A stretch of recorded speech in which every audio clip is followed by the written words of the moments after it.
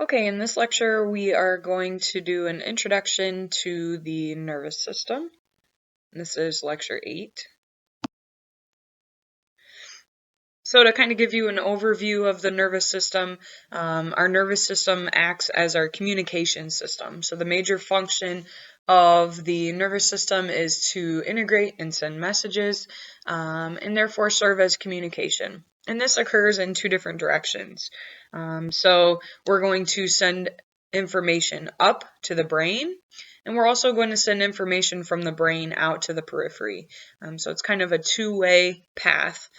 Brain is going to receive different types of information.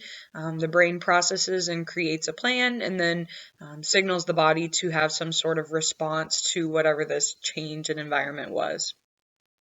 The nervous system is largely a mystery. It is the one system of the body that we don't understand a lot about. We don't understand brain injuries very well. We don't understand neural pathways very well. So this is an area of research and of science where we're going to continue to see some developments occurring as we move through time. So what are the major functions of the nervous system? Our major functions are to receive sensory input. And again, this sensory input can come from things going on in the environment around us, but also our internal environment as well, such as feelings of hunger or pain, or those types of things are going to come from our internal environment. So we're going to receive that information as sensory input, and that information will be sent up to the brain, where we can process and interpret this information and decide what we want to do about it. So for example, if you do feel hungry, or if it is hot out, what's going to be our cognitive response, or what are we going to do in response to those types of feelings? So if you're hungry, you might go make a sandwich. If it seems like it's too hot, you might take off your sweatshirt or turn a fan on or something along those lines. So we're going to develop a motor response as a result of the interpretation of that information. So our motor response might be to walk into the kitchen and open the fridge and grab the jelly and grab the peanut butter and actually make that sandwich. Or our motor response might be something along the lines of, getting up and turning the fan on, or taking off that sweatshirt, or whatever it might be, depending on what type of information we've received. In terms of organization of the nervous system, again, you already know I love organization, so I like to kind of organize things into as many categories and subdivisions as I possibly can. It helps me to make sense of things. So a couple different divisions here, and let's see if I can get my little pointer to work. Let's see here. Cool. All right. Not great without the touch screen, but I'll do my best. Central nervous system, this is going to include the brain and spinal cord. Let's try a laser pointer. Oh, this is cool. Okay. Peripheral nervous system, therefore, is everything else. All right, so central nervous system, brain, and spinal cord, and peripheral, everything outside of the spinal cord in our periphery. So two major divisions there. We've got sensory or afferent nervous system, and sensory information is going to travel upward. Okay, so all this information is going to come from the environment, and it's going to travel afferently or up towards the brain. Okay, so that's sensory afferent. Motor or efferent portion can be subdivided into a few categories. We have the somatic category, and somatic nervous system, this includes the skeletal muscle and voluntary control. So somatic nervous system involves things that we control. So we make the cognitive decision to get up and go make that sandwich. All right, so that is skeletal muscle cognitive control. That's somatic nervous system.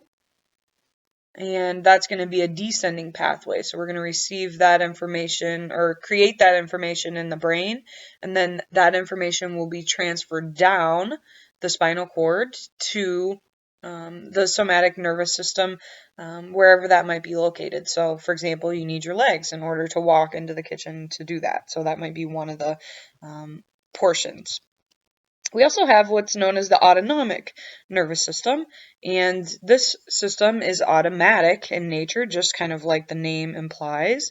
And the autonomic nervous system is going to do things without our cognitive control. Okay, so these are some of the body changes in response to particular stimuli that's really out of our control. And we have two divisions of that. We have the sympathetic nervous system and the parasympathetic nervous system. Okay, and one of these responses will be chosen based on what the situation is. So we kind of always have either parasympathetic control or sympathetic control, depending on the situation. And we'll talk in more detail about what that entails. Okay, so if we were going to subdivide the nervous system, again, we said the components of the central nervous system include the brain and spinal cord. Sorry, my little marker thing doesn't work great now that I don't have the touch screen, so you'll just have to pause and write these types of things in. But the answers that go up here are, again, our brain and spinal cord.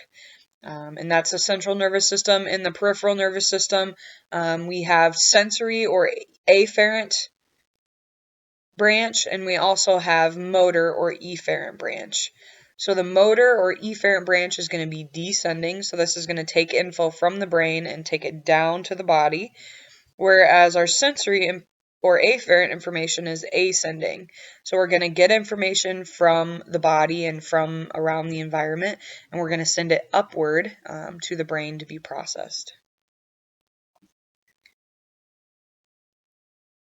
Okay. A few different types of neurons that we have. Again, I love organization, so I love anytime I can subdivide things into smaller categories. So let's look at somatic nervous system first. So we have somatic sensory neurons and somatic motor neurons. So again, with somatic, we know we're talking about voluntary control, right? So some examples of somatic motor neurons would be the alpha motor neurons that we've already talked about in this class.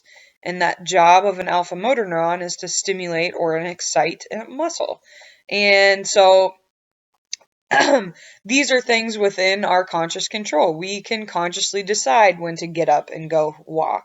And again, that's going to rely on the stimulation of somatic motor neurons. Our somatic sensory neurons are going to be perceiving information about how that movement is actually going.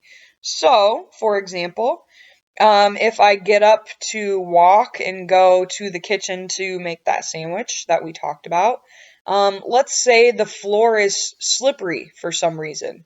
My somatic sensory neurons are going to perceive that surface as maybe a little bit threatening. And so as a result, if the floor feels slippery, I might put my arms out to the side, or I might walk up on my tiptoes or crunch down a little bit. So we might have some sort of response based on that sensory information that, hey, this floor is a little slippery. I need to change my motor plan slightly so that I don't get injured or I don't have an issue here.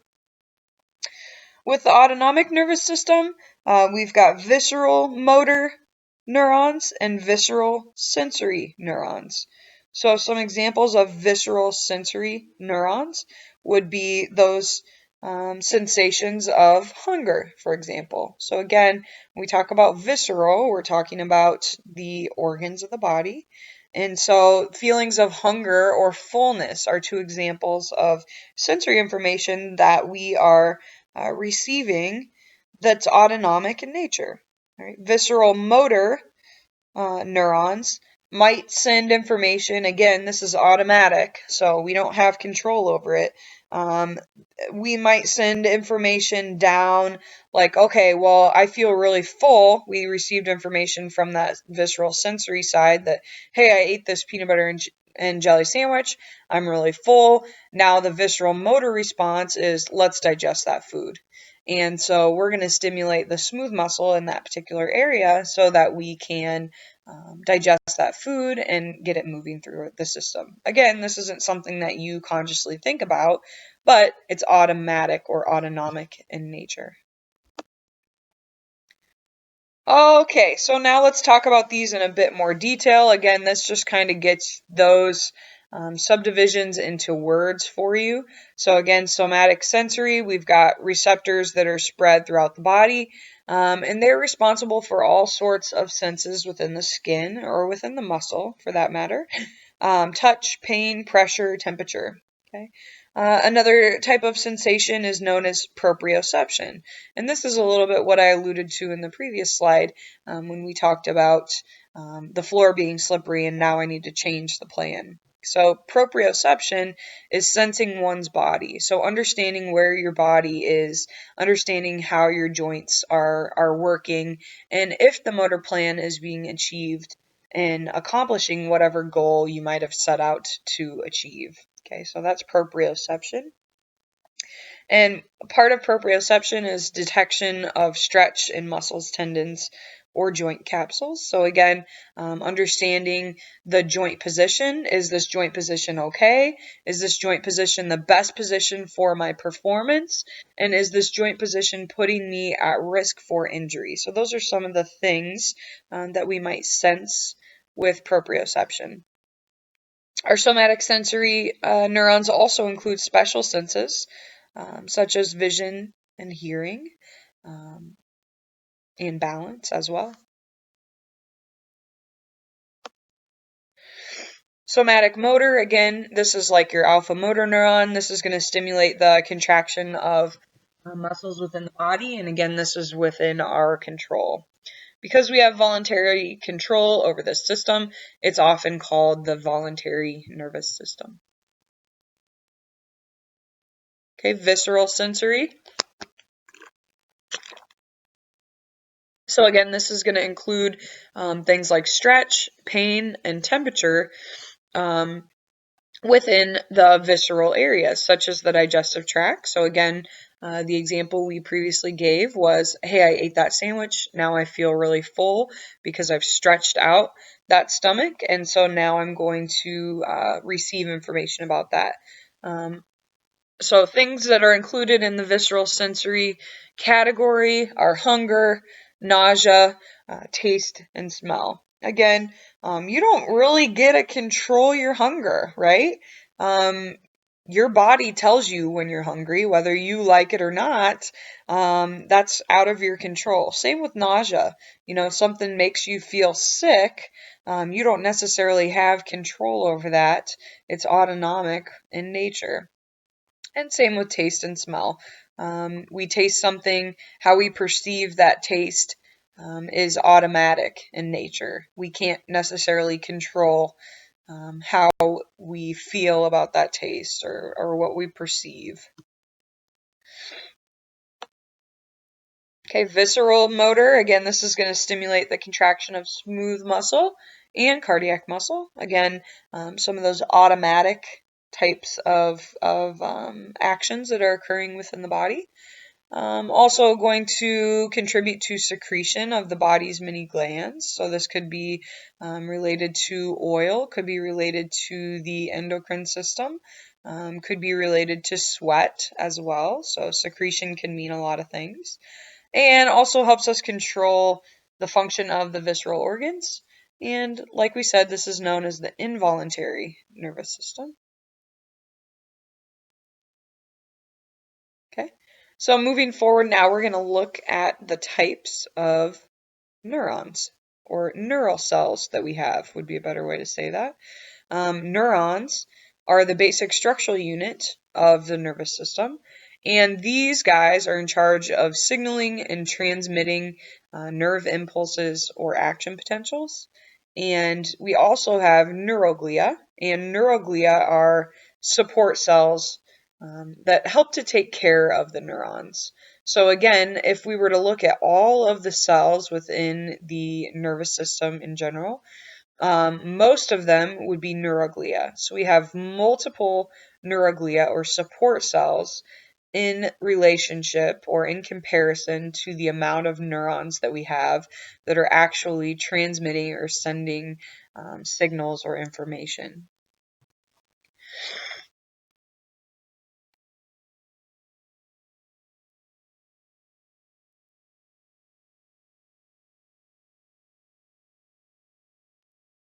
Okay. There are 3 special characteristics when we talk about neurons.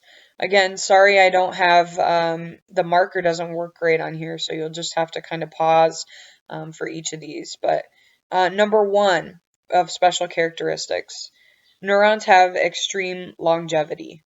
They live and function for our entire lifetime. Okay, so you're born with neurons and you die with those same neurons. So if you kill off some neurons throughout your life, they do not get regenerated. So you're just stuck without them, essentially. So those are some things that we want to really protect and take care of because that's what you're stuck with. So special characteristic number 1, they have extreme longevity. They live and function for our entire life. Special characteristic number 2, our neurons do not divide. They cannot replace themselves if destroyed. So again, if you do something to destroy a neuron, you just don't have that anymore. You don't get to reproduce it or get a second shot. You're just out of luck. You don't have it. And third, our last characteristic associated with neurons, they have a very high metabolic rate. So our neurons require continuous oxygen and glucose supply. Glucose meaning sugar. We actually need about 130 grams of sugar every day in order to supply the nervous system with fuel. The neurons cannot use fats, they cannot use proteins, they absolutely have to use carbohydrates as a fuel source. And we see this come up when we're carbohydrate depleted in a variety of settings. So I'm going to give you a few examples of this. If you've ever had a friend or a family member or something along those lines be on a low carb diet, such as the Atkins diet, one common side effect is that you're going to be extremely moody, which is related to the nervous system. And also, you might do some dumb things, like you might make a stupid mistake or forget something that you wouldn't normally forget. And the reason is you're carb depleted. You're not supplying your brain with the nutrients it needs to function in its most efficient way. We can also see this in pregnancy. And I most certainly have experienced this. And it's called baby brain. And so what happens is baby gets first priority or first pick of everything that you consume. So all the nutrients, the vitamins, the minerals, everything that you take in, baby gets first grab at that. So if you had breakfast and maybe you had like a yogurt and, I don't know, coffee or something like that, and you didn't have a high amount of carbohydrates, baby will take what he or she needs, and then you're left with whatever leftovers he or she doesn't take. And so therefore, when you're pregnant, sometimes you make stupid mistakes that you wouldn't normally make. Such as, you might forget your keys, or you forget where you laid them down, or you forget to respond to an email, or you forget where you put something. So again, a lot of those are common issues that we see when you're carb depleted. Okay, so next we're going to take a look at the neuron and take a look at some of the anatomical structures associated with this particular cell. So here you can see a cell. This is a neuron. And I want to just point out some of the unique characteristics. So I would label these on your copy. Again, I can't label them so great on my version, but I will highlight them with my little highlighter here. All right. So we'll first start with the cell body, which is here. And the cell body is also known as the soma, which is S-O-M-A, cell body or the soma.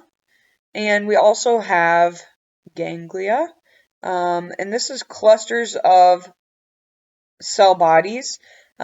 These lie along the nerves of the peripheral nervous system, right? So a cluster of cell bodies, if we had a bunch of these guys next to each other, that would be known as a ganglia. Okay. Next thing I want to show you are the dendrites, and that's these little branches that project off of the cell body. And the job of the dendrites is to receive information. Dendro means tree, and you can see these dendrites kind of make the structure look a little bit like a tree. So dendrites are going to be receiving information from the area surrounding the cell. Next we have what's called the axon hillock, and that's this little portion right here. It's where the cell body and the axon come together. Okay, so that's the axon hillock. Hillock is spelled H-I-L-L-O-C-K. Next we have the axon, which is this long protrusion here. And basically what happens is, so the dendrites are going to receive information. The cell body, or the soma, is going to decide what to do with that information.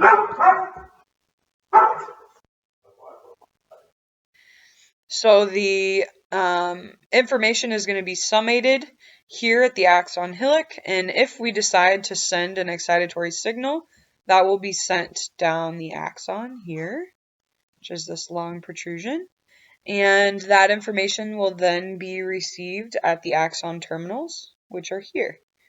And the axon terminals are going to allow this neuron to have an interaction with somebody else, whether it's another neuron, it could be a muscle cell, or various other types of cells or structures within the body. But this is how this neuron gets to send his signal out to somebody else. Okay. So, a nerve impulse. So this is an electrical signal that passes from one neuron to the next. And this allows us to, like I said, send a signal and have communication. This is essentially how we send messages, and it's known as an action potential. Okay, so here you can see one neuron up here. Here's his dendrites, his cell body, the axon here, and the terminal end. We have what's called a synapse. So this is the connection between this neuron's terminal end and the next neuron's dendrites.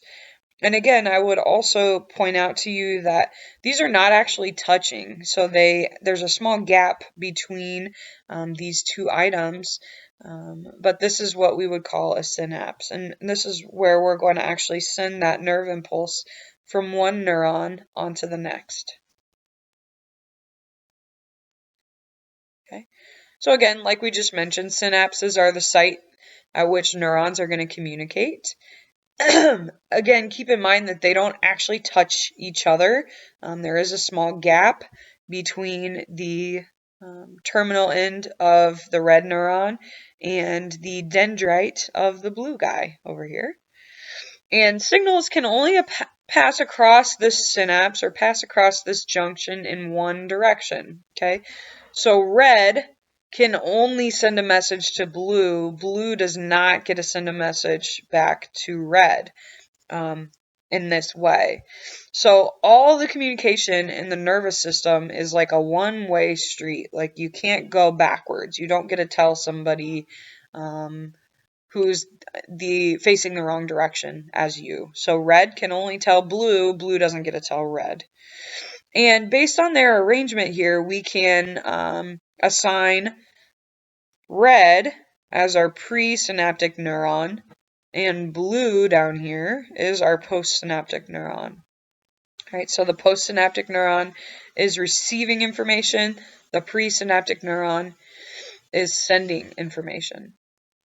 Now, could blue be a presynaptic neuron? Yeah, absolutely. If we were to kind of zoom out on this picture, maybe he's having an interaction with a purple neuron, in which case he would be the presynaptic for the purple, and purple would then be postsynaptic.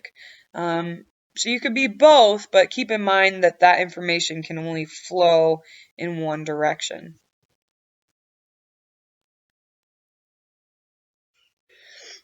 So, if we wanted to classify our neurons, because you know I love organization, we can look at them in a variety of ways. We can look at them based on their structural classification versus functional.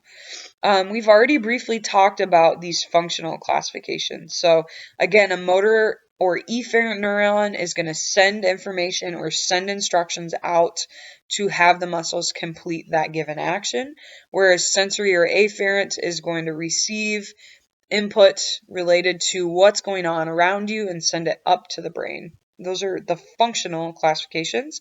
We can also classify our neurons based on what they look like. And this classification is based off the number of processes that extend out from the cell body. Okay. We have both structural and functional classifications in the joints as well, so that's pretty cool that we can classify a variety of structures within the body based on this system. Okay, so here we can see the three different types of structural neurons. At the top here, you've got your multipolar, and the multipolar neuron usually has multiple dendrites. So again, you can see the dendrites extending out here, and he has one single axon. So again, you can see his axon coming down this way. This is the major neuron that we see in the central nervous system, is this multipolar. Okay, that's the most common, the most prominent. Bipolar neuron, bi means two, so essentially it has two projections off of the cell body. We've got one on the right here and one on the left. And with a bipolar neuron, again, the cell body is going to lie in the middle. And this is a pretty rare type of neuron. It's mostly a specialized sensory neuron that we might see within the vision pathways. I think we see it there. We also see it within our taste pathways as well. So it's a pretty rare type of neuron. Again, multipolar, we've got multiple projections coming off the cell body. And bipolar, we've only got two projections coming off the cell body. Unipolar, we have one projection coming off of the cell body. This is also known as a pseudo-unipolar. Again, because it looks like it has one projection, but in reality, we've got two different branches going in two different directions. This is usually a sensory neuron that we can see with the unipolar. So again, multipolar, most common, bipolar, very rare, unipolar can be seen in our sensory neurons. Okay, so again, in terms of functional classifications, we've already talked about this. Afferent information is going to come from sensory receptors and be transmitted up. Again, like we just mentioned on the previous slide, almost all sensory neurons are pseudo-unipolar or unipolar in nature, and their bodies are going to be in ganglia outside of the central nervous system. So again, a ganglia is a group of cell bodies that kind of hang out together. Again, in terms of our motor neurons, we said most of them are going to be the excuse me, are going to be that multipolar. So most of our motor neurons are multipolar. And these are efferent. Again, these are going to have an effect on something.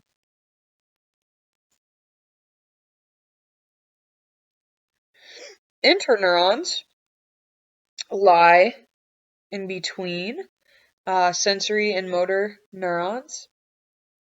And these are located only in the central nervous system. They make up 99.9% of the neurons in the body. So most of the neurons that we have in our body are interneurons. They're going to link chains of complex neural pathways, and they will be multipolar in nature. Right? So the more interconnections that we can create, the more links we can have between things, the more intelligent we are, essentially. And you can build relationships. We can build these pathways, these complex neural pathways, as we continue to learn. And we can do this throughout our entire life. It's not like you have a cutoff that you have to learn this amount or you're just not going to be smart. No, you can continue to learn and continue to build these neural pathways throughout your entire life. And the more connections we can make with things, the more intelligent we are, essentially. So again, that's one of the most important reasons why, hopefully in this class and in other classes as well, you can take some of this information and apply it to something you already know or apply it to something else that you've learned before, and you're more likely to connect those two pieces of information and actually retain that information as well. So that's one of the reasons why it's super important for us to try and make these connections between maybe what you already know to be true and this new piece of information. So that's pretty cool. Okay, so in addition to these neurons, again, we said neurons are going to be super important for us to send signals and to coordinate movements and to coordinate actions. We also have to have a lot of support. And we said this support is going to come from what's called neuroglia. Neuroglia are going to provide scaffolding for our neurons and insulate our neurons. Neuroglia outnumber our neurons 10 to 1. Other awesome things about the neuroglia, they can divide and regenerate throughout our lives, unlike that of the neural cells. Can you hear my dog whining? So with these neuroglia, we can divide them into the types that we have in the central nervous system and those that we have in the peripheral nervous system. So there are two types in the peripheral. We've got satellite and Schwann cells. And in the central, we've got 4 different types. We have astrocytes, microglia, ependymal cells, and oligodendrocytes. And we'll talk about each of these in a little bit more detail.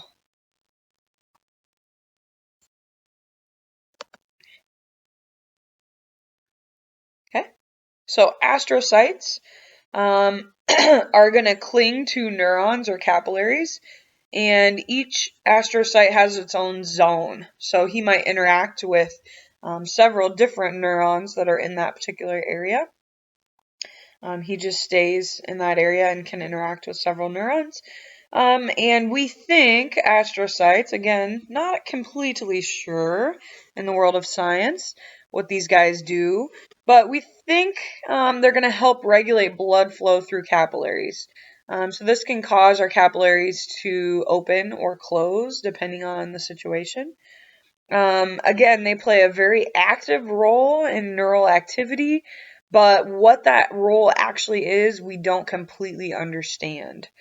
So again, this is an area of the nervous system that we don't quite know exactly what's going on.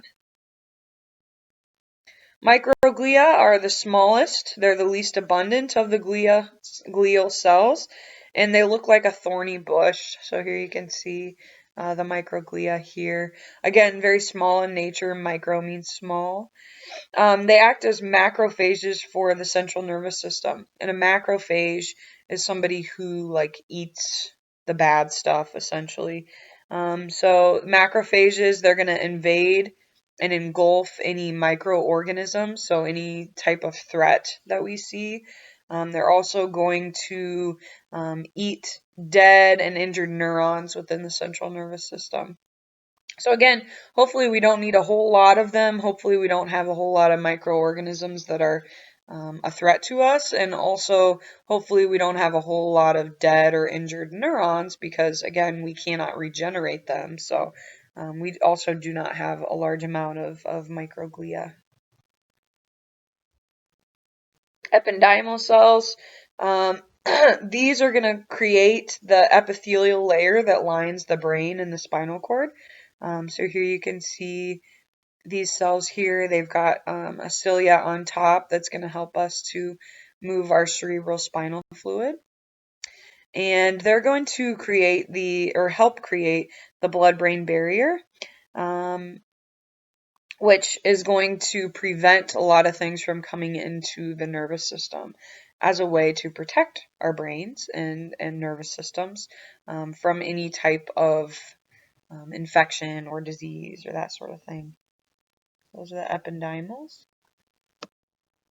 Okay, oligodendrocytes, that's a fun word.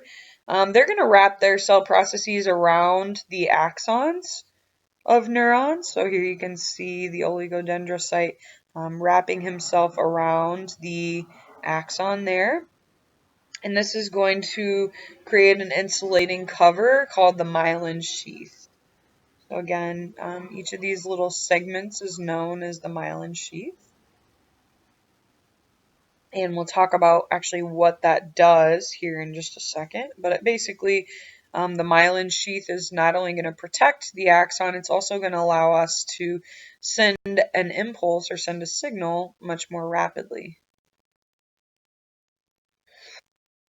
Okay. Here we've got satellite cells, and a satellite cell is going to surround neuron cell bodies within the ganglia. So again, here's my nerve cell body. Here's the satellite cell kind of sitting around the outside of them. Again, remember that a ganglia is a group of nerve cell bodies. So we've got a bunch of these little yellow guys that are going to all hang out together. So that's our satellite cell. Again, we're looking at the peripheral nervous system here. And next we have Schwann cells. And Schwann cells are going to create the myelin sheath within the peripheral nervous system. So again, they're going to kind of wrap themselves around the axon of the neuron here. These guys are essentially the same as the oligodendrocytes, with the exception of where they're located in the body. So again, oligodendrocytes are central nervous system. Schwann cell is peripheral nervous system. So that's the major difference here. And other things I want to note in this picture are these nodes of Ranvier, and that's this little gap between the myelin sheath. And these little gaps are going to allow us to send a signal. So here we created the signal, and that signal is going to jump from node to node. And the reason it's going to do this is because it's faster. It allows us to send a signal a lot faster than if it had to go through the entire axon. Instead, we can just jump from here to here to here, etc. So that's awesome. Ranvier, this node of Ranvier, is named after a French scientist named Louis Ranvier, and he was actually one of the most prominent histologists of all time, and he discovered this in 1854. Nothing that's on the test, I just think that's kind of interesting that we knew about this in 1854. That's pretty phenomenal that they could figure out what these were and what the purpose of those were clear back then. Okay. So myelin sheath, again, his job is to provide support. This is located in both the peripheral nervous system and central nervous system. And these sheaths are segmented structures, primarily composed of fats. So primarily fats, but there's also, which is the lipo portion here. We also have some proteins in these structures as well. And it's going to form an insulating layer that will prevent leakage of that signal. And it also increases the speed at which we can send a signal down the axon.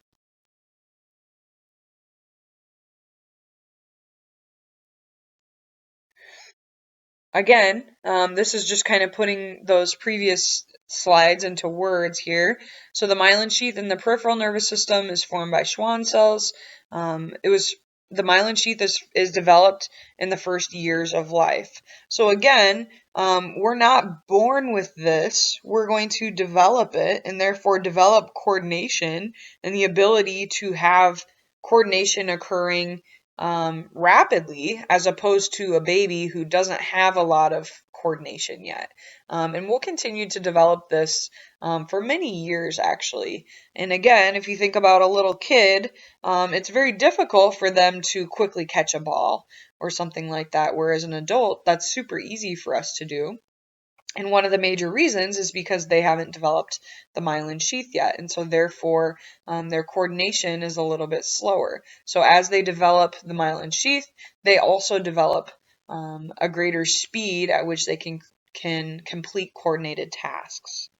So again, the nodes of Ranvier, we already talked about this, but those nodes are gaps between the myelin sheath.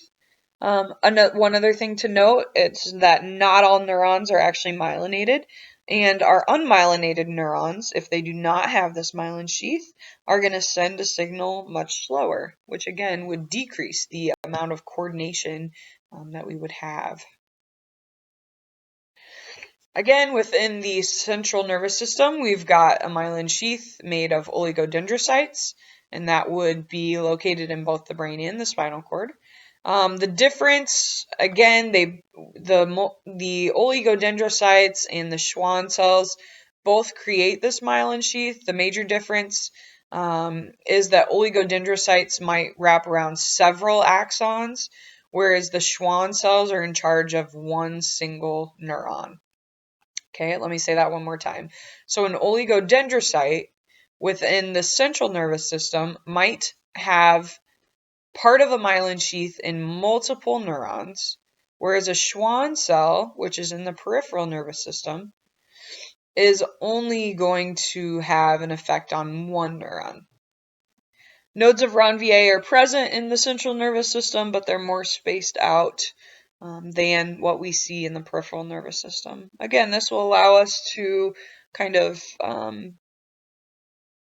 receive information, process information quickly, and therefore come up with a response to a question at an interview, or be able to decide what to do if a ball is flying right at your face, and allows you to process that information and quickly make a decision.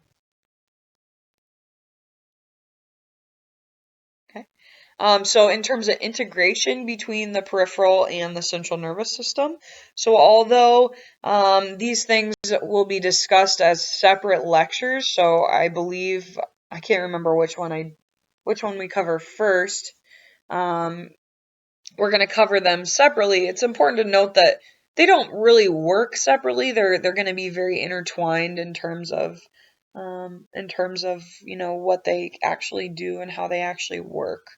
Right, so we are going to try and divide them up because that allows us to kind of organize the information more effectively, but keep in mind that they're not really separate. Our most simplistic form of integration is known as the reflex arc, and this has 5 components. We've got a receptor, then we've got a sensory or afferent neuron. Then the information will go to an interneuron or integration center. In this case, it's just an interneuron within the spinal cord, but it could mean that we send the information up to the brain. Next, we have an efferent neuron or motor neuron. And lastly, we're going to have an effector, which is probably a muscle. Right? So let's come up with an example to kind of go along with this. So we've got receptors in our skin that are going to monitor temperature. Okay, so let's say you're making your macaroni and cheese and you accidentally put your fingers on the pan that you're using. And these receptors in your skin have perceived this as hot, right? So these receptors have this information. They send the information to the afferent neuron, which is sending it to the integration center. At the integration center, we have a standard response to this. and this interneuron decides, hey, that's hot, that seems to be a threat to us, so we need to make a change. And that change is going to be removing our hand from that hot pot or that hot surface. As a result, we send a motor signal to the efferent or motor neuron, and as a result, we're going to have contraction of muscles that are going to allow you to pull your hand away from that hot surface. And lastly, in our intro to the nervous system, I have one disorder, and this disorder is multiple sclerosis. And this is a progressive disease that destroys the myelin that's located in both the brain and the spinal cord. It leads to weakened musculature and sensory issues as a result of not being able to stimulate the muscle fast enough. The cause for this, we don't really know. It is an autoimmune disease, so we know that we're attacking our own myelin, but again, the cause or the reason that we're seeing this is not completely understood. Yep, so I think that's it for this lecture. If you have questions, feel free to send me an email.